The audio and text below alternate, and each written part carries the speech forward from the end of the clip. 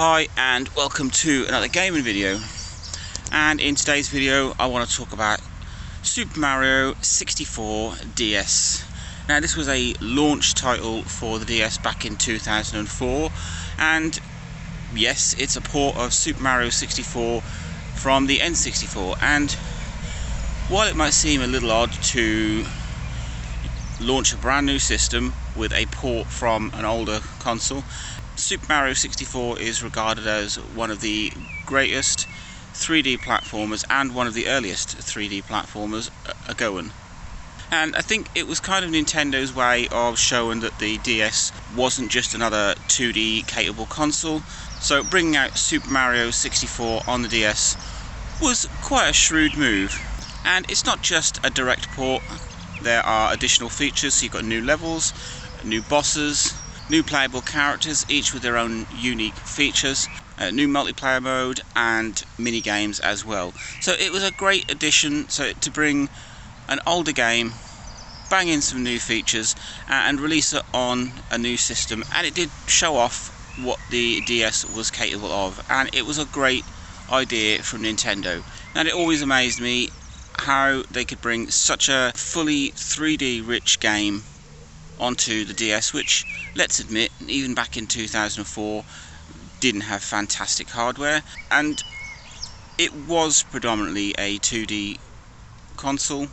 So to squeeze Super Mario 64 onto the DS was a superb feat, and it wasn't without its issues. While the graphics and the screen capability of the DS aren't fantastic, so you do have a little bit of pixelation in the graphics. They did rejig the textures to try and compensate for that, and watching it on a 3-inch screen you don't really notice unless you get really up close. Now, I've played Super Mario 64 DS on and off for quite a few years, and the one thing that stops me from playing it sort of full time is the control system.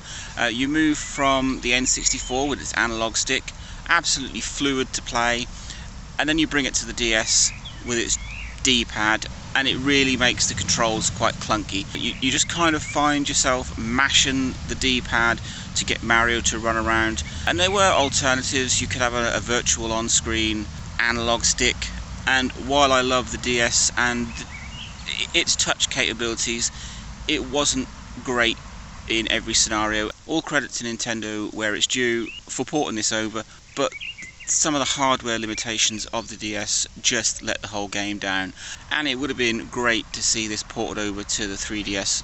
And while it's not been done officially, there are some fantastic 3D ports. I'm currently playing Super Mario 64 3DS, I suppose you want to call it, at 60 frames per second, high textures, full use of the circle pad, and on my new 3DS XL I'm using the C-Stick to take the camera functionality.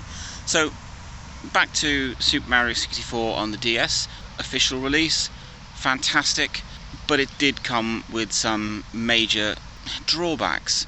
But with these issues, and I'm going to call them minor issues, apart from the clunky controls, it is fantastic to see a fully open world 3D Mario game on a 67 MHz machine, and I think it really was there just to showcase what the DS was capable of, and to show people that it wasn't just another Game Boy or another Game Boy Advance. They wanted to push that this is the new handheld to have. So that's my take on Super Mario 64 DS.